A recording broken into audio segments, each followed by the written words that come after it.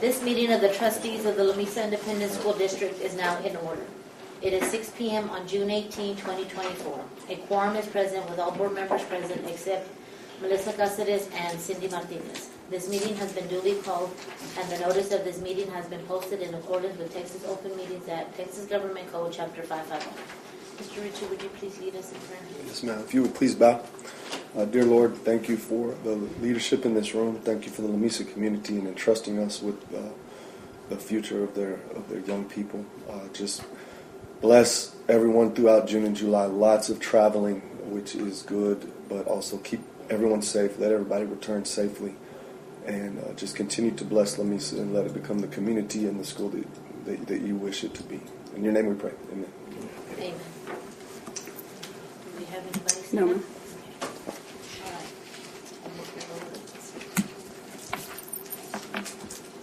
Routine district operations.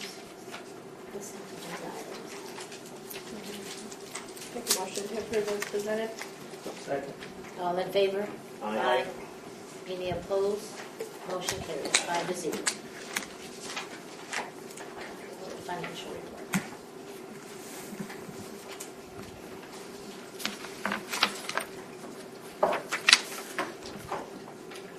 All right, first item is the general fund by function board report for May 2024. A couple of areas I just wanted to point out is currently we're at 81.52%, right in the middle. For expenses today, and we should be at 75% based on the number of months that we've operated through, I think 9/12. And so that says that there's about a $3.6 million difference between what we've done to date and what our budget says, which means that we're at about $1.2 million. If we operate at $1.2 million a month, then we'll hit our budget number, be pretty close to our budget number. If not, we would be over.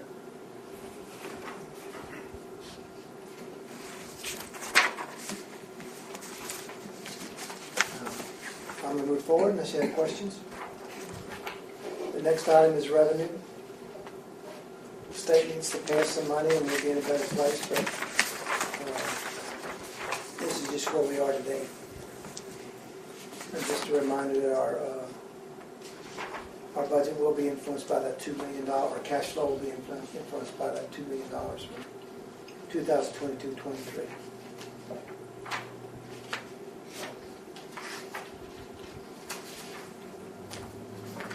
Next item is the monthly capital outlay.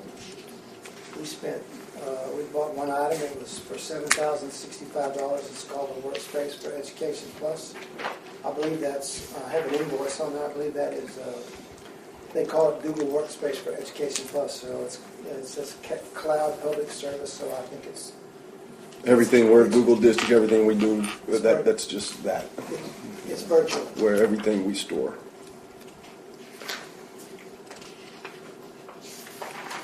Next item is the monthly check register.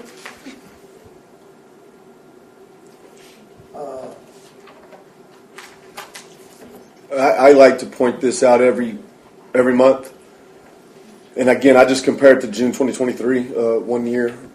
But the electric's kind of deceiving. It says we spent $17,263 less. But if y'all remember last month, I told y'all it's more than it should be. And so really, if you even it out, it's about right.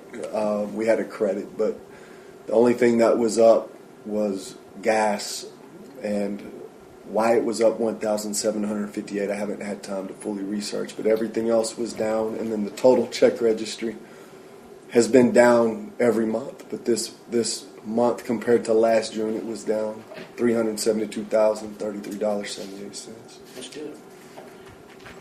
We're doing a lot of good things, and I think that's where we get frustrated because we're hit in probably one of the worst times for public education funding. But we make the little changes we can. So our total expenses from the check register was $500,000. We had about $80,000 and plus $33,000, about $110,000, $112,000 in expenses in there that were from grant money. So that impacted it more than usual this past month. And speaking of the grant and this and having anything to do with financials, but do y'all remember the devices the board approved where we walked through the futuristic metal detector things? Mm-hmm. We finally nailed down the training. We won't have them the first week of school, but we will have them the second week of school. And so once we get trained, we'll have them on all campuses at all our athletic events. I'm Oh, we excited. got the portable ones, right? Yes, ma'am. So we can- Yes, ma'am. We have one for training on that. They come here. Oh, they come They here. come here and they want to do it with students in school so that we can do a little trial run after they kind of teach us. It's 2 days. So the second morning we'll be out there working Cool. with That'll be kids. good. That's good. Make them aware. Hmm. So I gave you also the investment report, and I gave you all quarters. We're looking at the third quarter right now, the one that's ending in February. I'm sorry.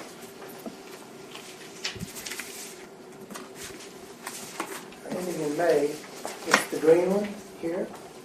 And you can see in the right column where we have our investment amount.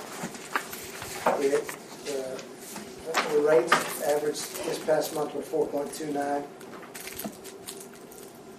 We earned $109,000 in interest for this particular quarter. And year to date, year-to-date interest is $599,000 so in interest this year. So a little bit less than, well, no, it's about even with what we did last year. Also, we had donations from Ford Premier for the food pantry, for the social and emotional support program. And then we had Bayswater for $1,000. And Miguel and Dolores Santos for $200 for social and emotional support. And all of those programs are headed up by Frankie. And I always say this, I don't think he gets enough props for what he does. He's out there trying to raise money. So good job, Frankie. Thank you, Frankie. Frankie. There are no budget amendments and there were no purchases over $50,000. I just have one question. Excuse my ignorance, but what is dry diesel?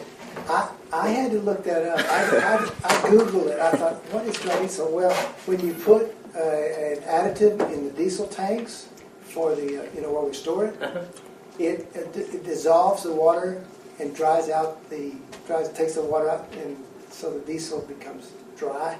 You learned something tonight. We all did. I saw that. I didn't have a chance to look it I up. couldn't help it. When I saw that, I thought, I got to know what dry diesel is. I'm going to put you on the spot before you sit down. Oh, okay? sure. Based on what we're seeing as of the end of May, and based on what you said a while ago, I mean, it looks like, barring any major surprises over the next 3 months, we ought to hit our budget. Yes. That's That, what that's, I mean, I realize it's, yes, one point. something could happen. Yes, it could, and it's the foundation for me thinking that is that we're paying no subs, we're paying very little overtime.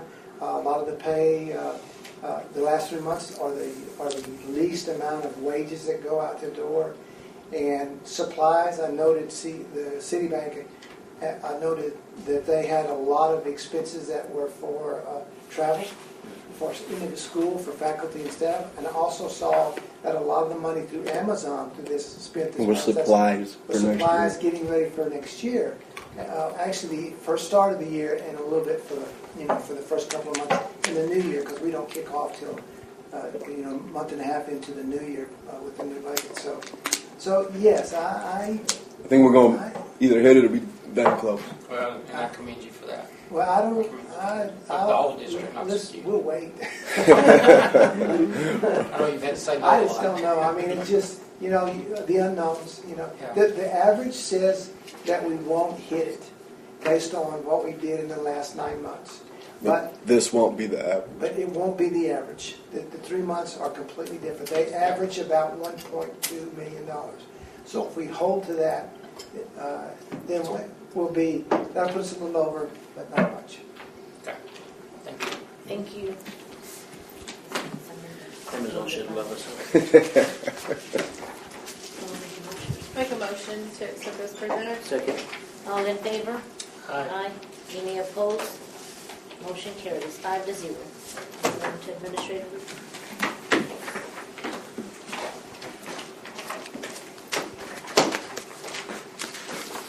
I'm going to go through several things.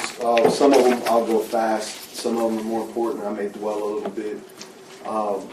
I've told Ms. Gonzalez, I've told them, I overestimated my June, and we have put a lot on our plates, and the daycare is one of them, but I haven't got as far along as I would like. I am still aiming for either August or January.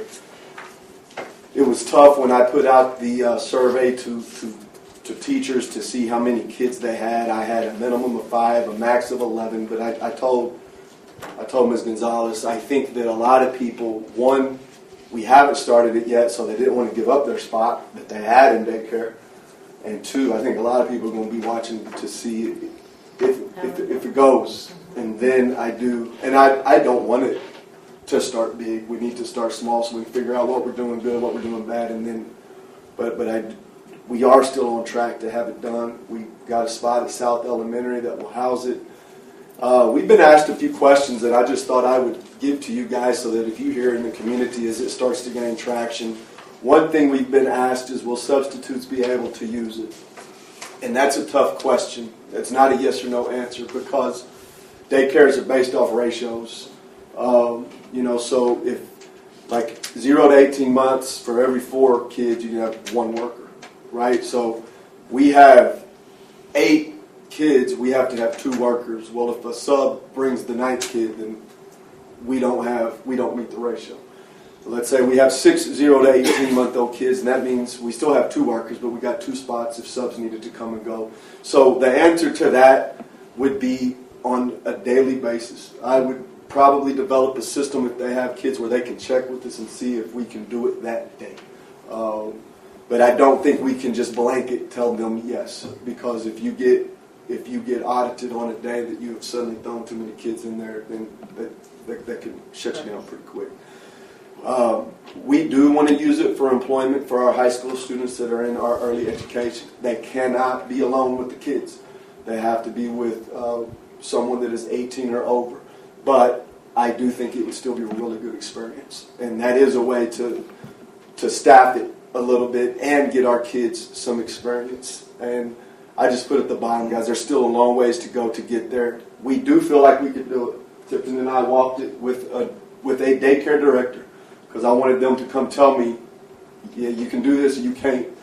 And they agreed. There's a lot to get done, but they agreed that we can pull this off. So I'm excited, but it's still just a long ways to go.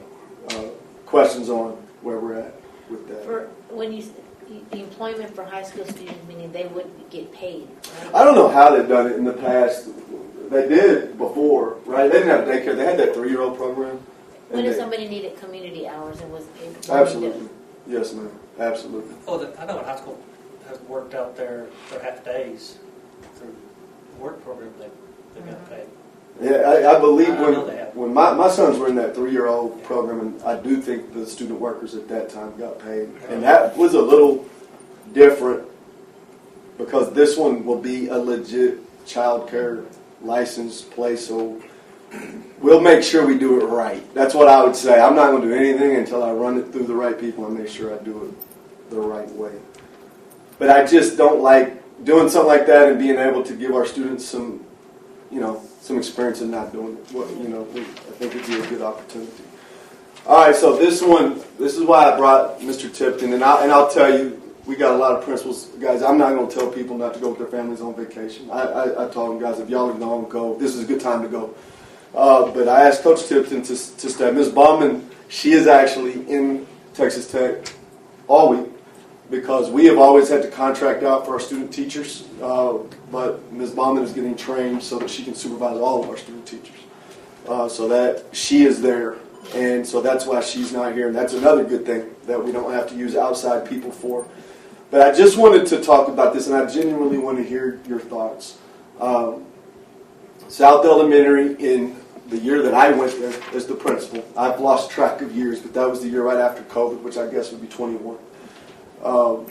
The current superintendent at the time told me when I went there that he wanted to change the first and second grade to standards-based grading. I'll show you what standards-based grading is, and then I may go back to that. But that is basically a slide that explains what standards-based grading is.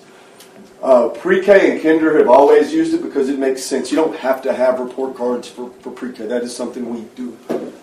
But we had always used traditional grades for first and second. Well, guys, I didn't know any better. I said yes, sir, and we made it happen. I didn't love it.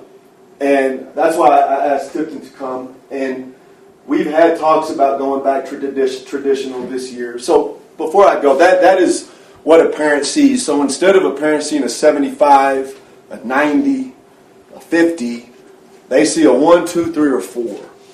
And it's accompanied with a rubric that's very wordy. And I will tell you, most people, including myself, sometimes when I see a lot of words, I skim them. Or I don't even read them. But they have the skill and then a list of 1, 2, 3, 4. So there's tons of skills and then numbers. We had been told informally by parents that they didn't love it because really couldn't tell where their kid was at. If Mr. Ojeda is bringing home a 75, I know he's passing, but I know he'd get a little better. But if you bring home a 2 or a 3, I don't really know where you are. Right? A 4, I guess you got it, but is that an A or a B? A 1, you don't have it, but how much do you not have it? And so we did a survey at the end of the year. We sent to staff and we sent to parents. And I'm not going to say it was unanimous, but it was pretty overwhelming that they were more comfortable with the traditional grades. And again, we're talking first and second. And to me, first and second is when you really start. I mean, when you go from second to third grade, you're officially a real student. You're taking STAR tests. It jumps to the real deal pretty quick. And I think that going back to traditional and first and second would allow parents to have a better view of where their kids are. It would allow us to do a better job of holding our teachers accountable. Because I will not lie, I think moving to standards-based grading has allowed some of our teachers to not know truly where their kid is at reading levels, math levels, as opposed to the old way. Tipton, let me make sure I hit on my points, and I want you to talk about it a little bit, having been there. What are your thoughts, having been the principal? I know that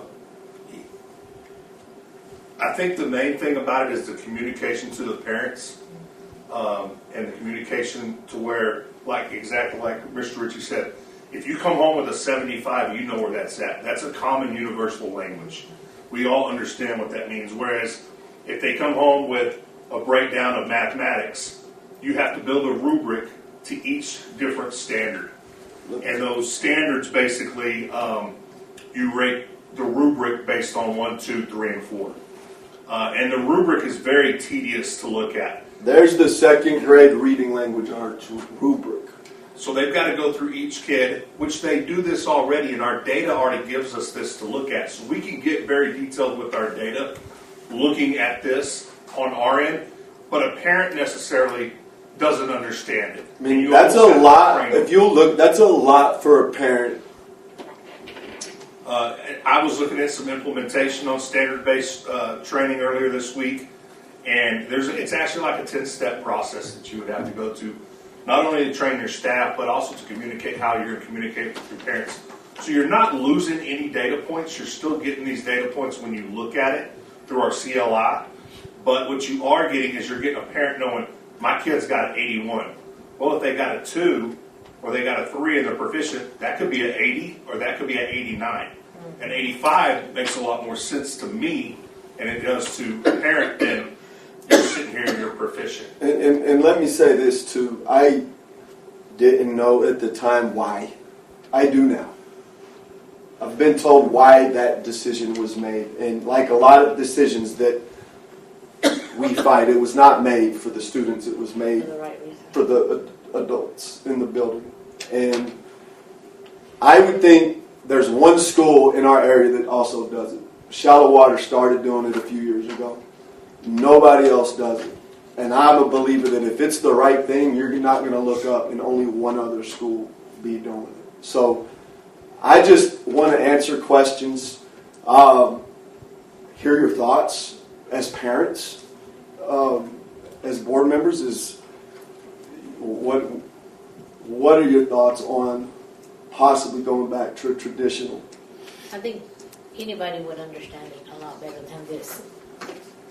I mean, I like you said, agree. you know, two or three, you don't know, you could be borderline where you almost a 3, but you don't really know that. The parent doesn't know that. Agreed. Yes, ma'am. Yes, ma'am. Only thing I like the number scoring. What I'd always get perturbed at is a kid makes an 89. Instead of a 90. And Yes, sir. the parents, they get bent out of shape, or they have a conference over an 89 in elementary, and I mean it becomes just that one little thing becomes a big deal. Yes, sir. But I do like the scoring. I mean, you know, I think we need to find every little thing we can to have a better grasp on our students' academic success. And for me, I look at my own sons. I would rather know Logan's got an 81 versus a 3 or a 2. I mean, it's, to me, I know that's very surface, but it's really that simple. That tells me, all right, he's okay in math, but he's not great. You know what? So the other way, it's like everybody gets a ribbon. it is very much. You're That's exactly what right, it's like. Mr. Man. It's very much like that. Very That's much kind of like the that. whole backing behind it, yeah. One- Because I would assure you, I bet most kids don't get a 1 or a 4. They're either getting 2s or 3s. Because if I give you a 2 or 3, you're probably not going to call me. Right? If I give you a 1, you're probably going to call me. If I give you a 2, when you do get mad at the end of the year, I can say, well, it was a low 2, but you didn't know that. Right. But if it had been numbers, you'd have known that. I'd rather have like the 70, 89, the Yep. traditional scoring. I mean, I would too. because Well, it'll help you know that you're just one point away where you can just push just a little bit more in. And if I'm a 3rd grade teacher, that helps me a whole lot more with those 2nd graders coming over Right. than You know exactly. because they don't have any reason to understand this. That's not what they live off of. They need to see what these kids can really do. So we will probably move that direction. I just think it is I think we can hold our. I look at it for parents and students, but I look at it for me, for teachers. It's going to allow us to. I think it's an easy pass to just give 2s and 3s. I can guarantee you that's what would happen. You know. 83, 87. I mean, like that's traditional grading. And you kind of see. So it goes all the way up through 2nd grade at South. Yes, sir.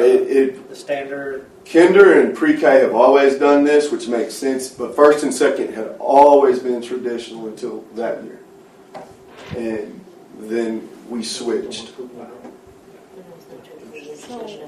They're So just trying prepare to some- do it or not trying to do it. Well, they just want. I mean, it's their decision, but they want us to know. I just wanted to hear your Yeah. input. So it's just a discussion item. It's a then. discussion. 100%. Yeah, yeah. It is just. I'd like to go back to the grading. Just I I don't know if y'all ever had the other one discussed with y'all. I have no idea. I was just told to do it. I like the original grading because it does make a difference if you're seeing, well, what part of the 2 is that, like, you know, A, B, C. Okay, well, how close are we to the next level? Are we? Because a 2 could be anything number-wise to me from a 40 to a 6 to a 70. I don't know Well, what. and the 2 kid means. would understand it even more too. Agreed.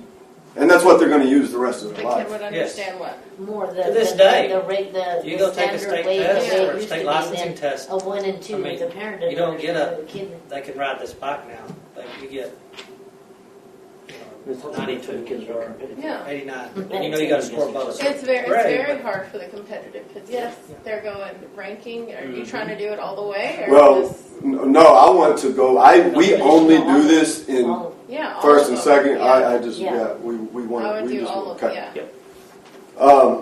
And they don't know anything. Right. And again, I put that on there just so you could kind of see an example of it. Okay, government capital bus discussion. We had this on last week, and I put the updated quote in there, and then I put the government capital. They told me we don't need to give you a new. They said it's not changed, even though that amount won't be exact.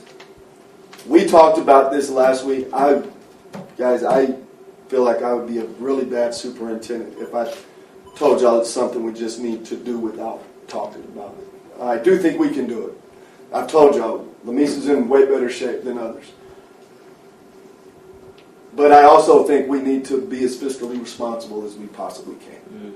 You know, so I don't think there's a right answer. I don't think there's a wrong answer. I do think we need it. But we've made it this long without it. We could probably make it a little longer. And again, we're not talking about buying outright. So again, if you look at the second piece, the first one says current Coastliner quote. The one that I have up there, I mean, you would be looking at your most minimum at that number per year. You know, but that's for one bus. And we just have to, and this to me is something we can easily push off for another month. It really is. I am not going to lead you astray. We will be fine if we do. But I'm also going to try to be very honest tonight.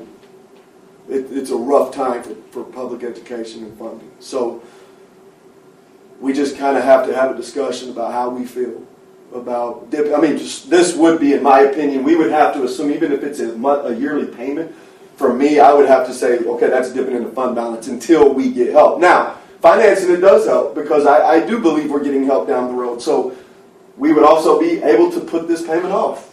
Remember what I told y'all? 1 year from signing, if you went the bottom one, 2 years from signing, that's easier to look at, that you wouldn't be paying for any of it for 2 years. We're going to have help in 2 years. You know, so discussion, thoughts, questions. I'd like to sit down and discuss it. I think, Well, well, that, I I was- think like the fiscal I was committee. planning that y'all to, do. I mean, that'd be something True. we'll discuss. Which, Ron, we're going to try And to then the schedule two a finance board committee maybe July Is there 2nd two on or there? so. Okay. And they come back and get a consensus about that committee, and then that's even more educational. Table it. Yeah. Perfect. That's a good idea, though. Bring it to that finance committee. Okay, I'm not going to get overly into this. We had this visit. A year ago, we had Carla come and visit in person with y'all and kind of told y'all, and I remember she gave y'all, it sounded like horrible news that day when she was talking about how we will fail the property value study again. I think we're in our 5th year, Ron, is that right? Yes. The rural schools, it started to grow. What once was a very small group of schools, now a ton of schools are failing this every year. Failing is a strong word. We are not failing it. The appraisal district is failing it. It just affects our funding. But we've had a lot of positive things happen. Again, just to reiterate, we did visit with our representative. She was very receptive. We did attend the board meeting, and there was not talk of a change. They changed. I mean, they approved that day to go with the other appraisal firm. So there is help and change on the way. It's just a year away again.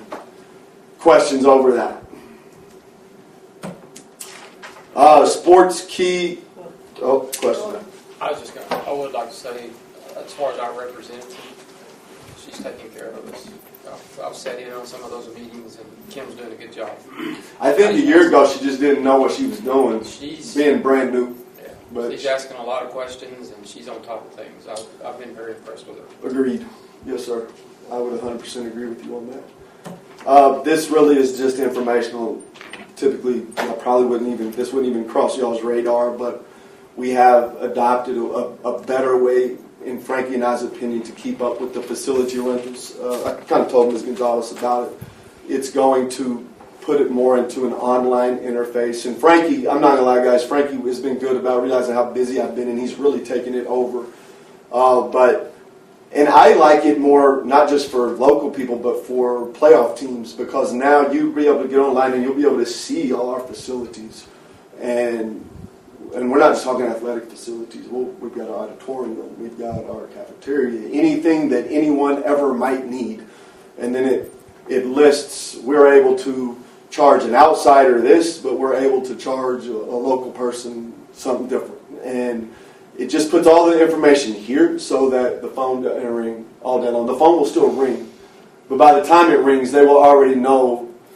The other part of it is the calendar is either full or not. Right now, if he gets a call and he has to look it up and tell them no, that we can't do it on that day, we can't do it on that day, it'll already be there. We can black out all the MESA ISD stuff at the very beginning of the year, so those won't be available ever. And then as people rent it throughout the year, it just automatically populates it. So if someone else, like if Ernest has already rented it and Rebecca gets on 2 months later, well, it just won't even let her. It'll just like most online things go. You got anything to add to that, Frankie? No. I mean, what do we do if somebody calls and says, who rented it this day? I need it this day. Well, who rented it? I mean, are we not going to give them the name? I would not give them the name. That's not their business. Okay. I don't think, you know. When you become, if you want to rent it, you have to create your own profile. And then once you rent a certain date, you can say to publish your name or not. Oh, that's good. That'll be their option. The other thing we like about it is we can ask people to upload documents. So if you tell us it's for Lamesa kids, we can ask you to upload a roster of the Lamesa kids that are using it, which I like a lot. And I know that y'all are talking about renting, but what about just using them for practices? How is that gonna? I mean, it'll just populate. So if Does he can make it. Does each coach have to do that, or is No, it'll still be a leader. We won't give access to like every coach. Right. Whoever is the head of said organization will be able to populate. Is there a set number of reservations, one group or one person? Or I think we can set it. I think if we want to, we can set it. Yes. It's very customizable. I mean, I know if you have a season, like the Little Drippers or basketball, or volleyball, if they have a season, they're going to need, but they want somebody going in there. 100%. Yeah. And it's guys, that's a whole work in progress. Not just the sports, just that whole situation. It is better today than it was 2 months ago, but it's still not where we like it. Well, this something like this. It's going to help greatly. It's going to help greatly, and it's going to help the phones. How many hours have you spent on the phone? Do we require any type of like insurance or background on somebody creating a profile? And you can with this. You can have people upload insurance. You can ask them anything you want. Yes, something you come up with. Yes, sir. Okay. I'm a big fan of it. I think it's going to be great.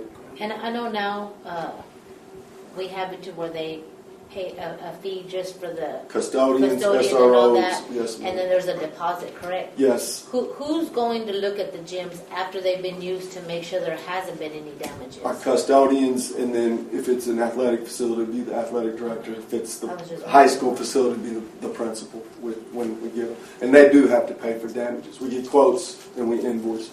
But I'm telling y'all right now, and that's, I guess, where I need y'all's leadway, because we feel like we're doing everything we can to help our kids.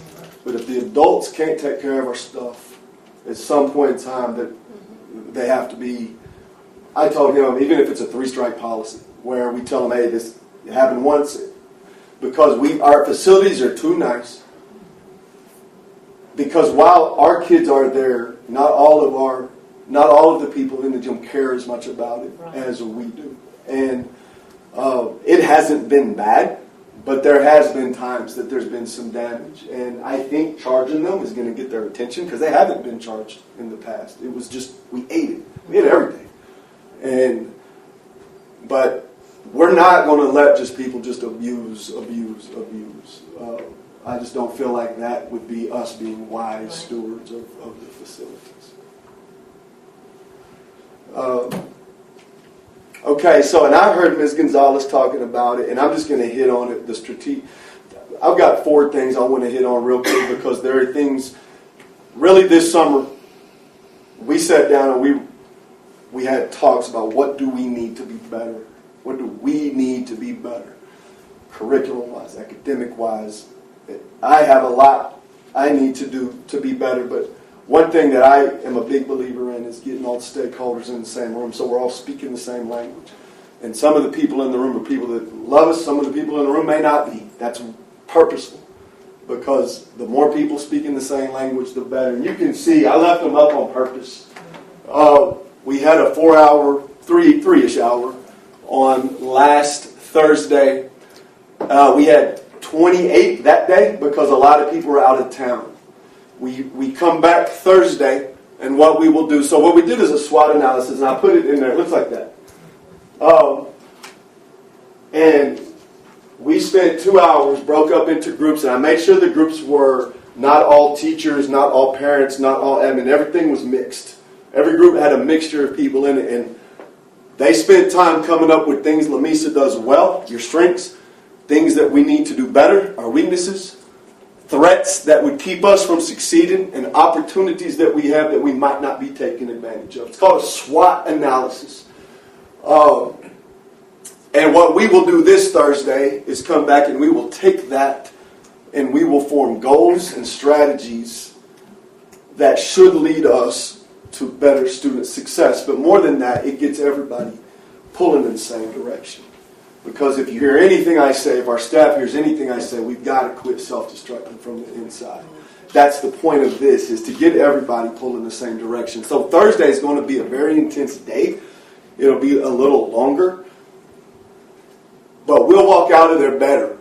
And we'll walk out of there with a specific direction to push our kids. And again, I think y'all should read it. Y'all are in here as a strength. And I think that's a compliment to y'all. I mean, I'm not going to go through it all, but board members are in there. But I think when you look at the weaknesses, so really how you do a SWOT analysis is you look at your strengths and you try to keep the threats from hurting them, and you look at your weaknesses and you look at your opportunities and figure out how to strengthen your weaknesses. Now, you can't, that's 50, 60 things up there. You can't do that. So we will come up with the top ones that we can start with, because right, we can't eat the whole elephant in 1 year. All right, so we're going to start taking bites out of that elephant. But it was a really good day.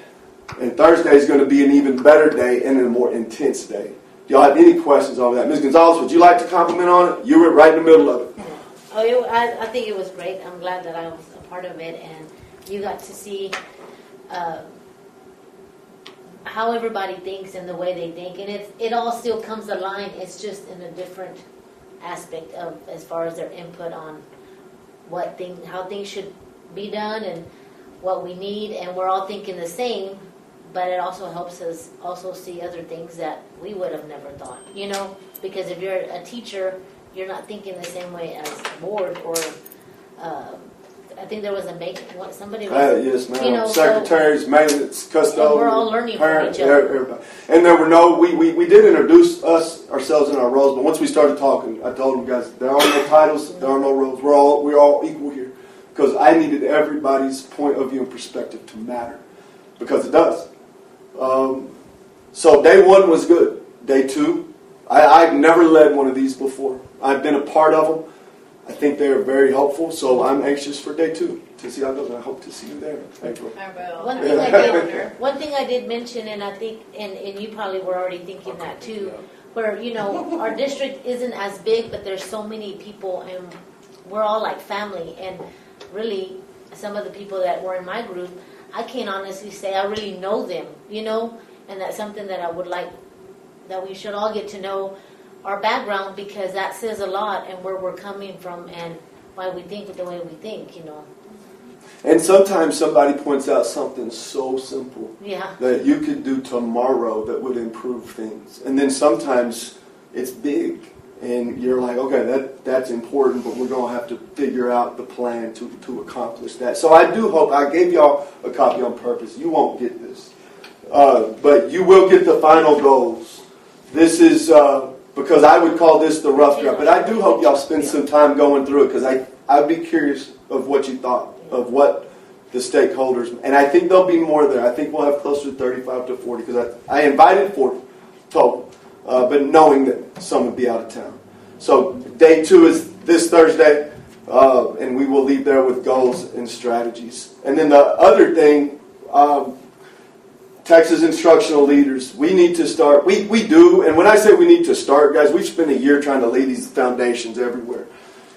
And I told y'all we're at the hard part of change. And at the end of year celebration, I think the staff realizes we're at the hard part of change. And Texas Instructional Leaders is a way that I've got all of our principals, our APs, all of our central office, and all of our CICs in the same room so we can make sure we are speaking the same academic language from pre-K to 12th grade. Because that, to me, is this year's gauge. Will we be able to sit here a year from today and be happy with the academic progress that we have made? My money is on yes, but my money is on its only yes if we work our ever-living tails off over the next year. And so what this is service center led, and they start with structures and routines because you got to have structures and routines before you ever get to what you're teaching. And they basically, our goal is to make it where every kid walks into a room with consistent, effective instruction, no matter who the teacher is, no matter if it's a first-year teacher, a 10th-year teacher, even a sub. We're going to try to train everybody so that every kid knows what to expect, and every day they're getting effective instruction, no matter what class they're in. Electives, core, everything. Any comments on that? Y'all are all in it. I should have referenced y'all on both.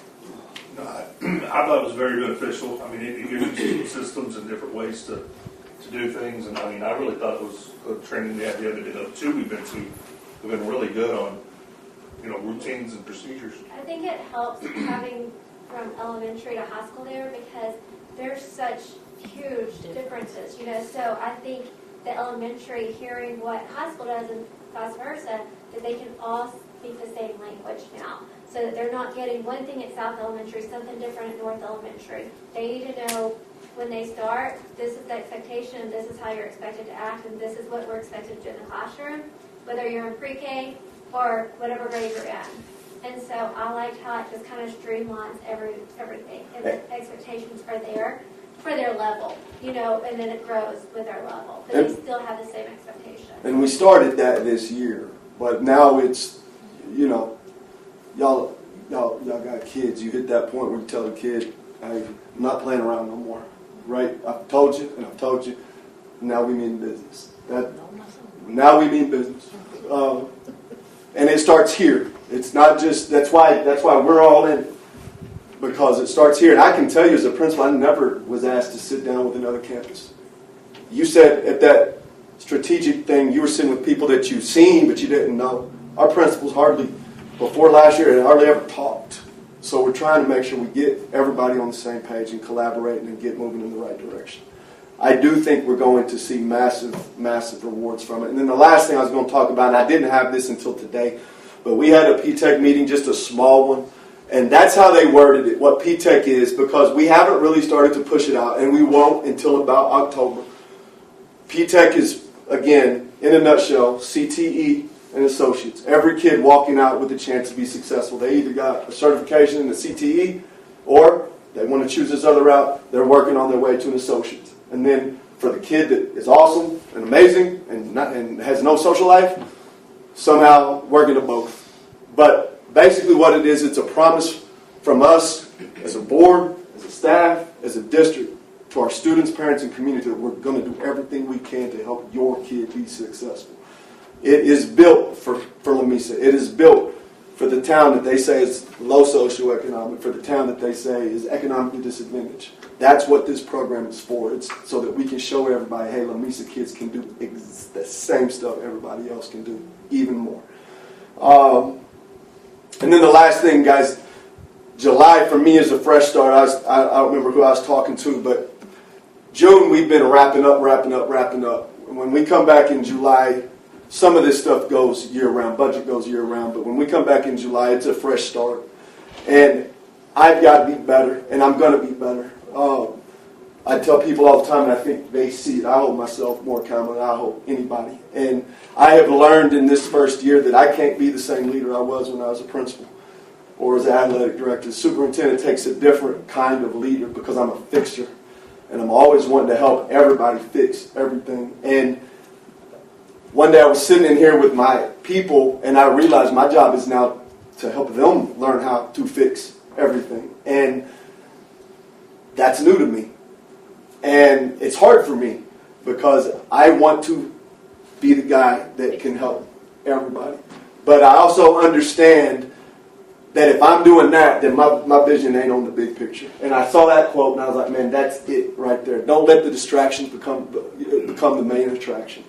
Our main attraction is student success. And I'm more excited right now talking about it than I have been because I've been tired and I'm ready for June to be over because it has not been a fun June. But talking about July and coming back and doing what we're about to accomplish with all of these things we're doing, it gets me excited and juiced up. Questions about any of that? I know, it's hard to get excited on a June night. I apologize. July board meeting is set for Thursday, July 11th. Budget workshop at 5, regular meeting at 6. And I told him for the finance committee, let's look at either July 2nd or that next week. And we'll shoot y'all email tomorrow. That way we have that. If we could have one prior to that, that would be good. And then August, I just want y'all to kind of look at those dates. That's a crazy month always because we got to have 2. The last 3 years you've had 2. You've had your regular one and then you've had your approval. And the last 2 years that regular one's been early. But if you think about having July 11th, August 8th's about a month. That would be about right. And then you're not doing anything that first week of school. Or we can have it normal and just do it the first week of school. I'm good either way. And then just come back on one of those days towards the end of the month for the shorter meeting where we approve the budget and the tax rate. So just kind of look at those dates, and we don't have to decide that tonight. We can. Well, are we comparing from this board meeting to the next board meeting as far as the time links, or is it, because we usually have it like every third Thursday? Right. August, I'm just saying August is up. July we needed to change. Oh, yeah, that's right. Never For mind. vacations. Okay, gotcha. Yes. And then August has always been different because of the 2. Okay. But we can, Ms. Gonzalez, leave it on the third Thursday. Last year and the year before, we moved it earlier to not be that first week of school. But either way.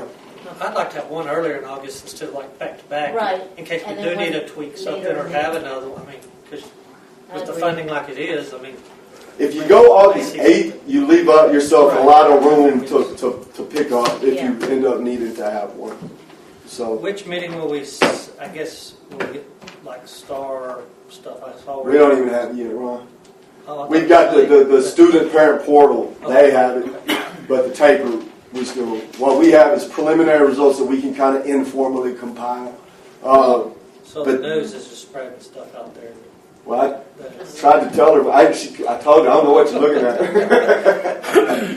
But no, in the past it was August. Last year it never came at all. So I'm hoping August or September. Yes, sir. So would we need 2 in August? We for sure have to have 2 for the regular and then approve the budget. Oh, gotcha. Okay. But we might need, I don't think we'll need a third, but if we have it early and late, you leave you a lot of room in case you do. Okay, gotcha. Why don't you I would wait aim till for the you're ready? 8th. I'm good with whatever. Y'all go whatever. July's my only conflict. Thank you guys for listening. Any questions for any of that? Perfect. Thank you. Thank you. Do we need to make a motion to table the bus? Well, Yes. when we get to it, Go. we'll do the first Okay. action item. Now we'll go to the board action items. The first one is deliberation and possible action to renew the food service management contract with Aramark for 2024-2025 school year. Make a motion to approve as presented. Second. All in favor? Aye. Aye. Any opposed? Motion carries 5-0. The next deliberation is deliberation and possible action to approve government capital. Yes. Make a motion to table. Second. All in favor? Aye. Any opposed? Motion carries 5-0. Now we're gonna go into executive session allowed by Texas Government Open Meetings Act, section 591.07. And 6:39. Okay, we're back into open session and there's no action taken. There being no further business to come before the board, this meeting is adjourned. Time now is 8:24. And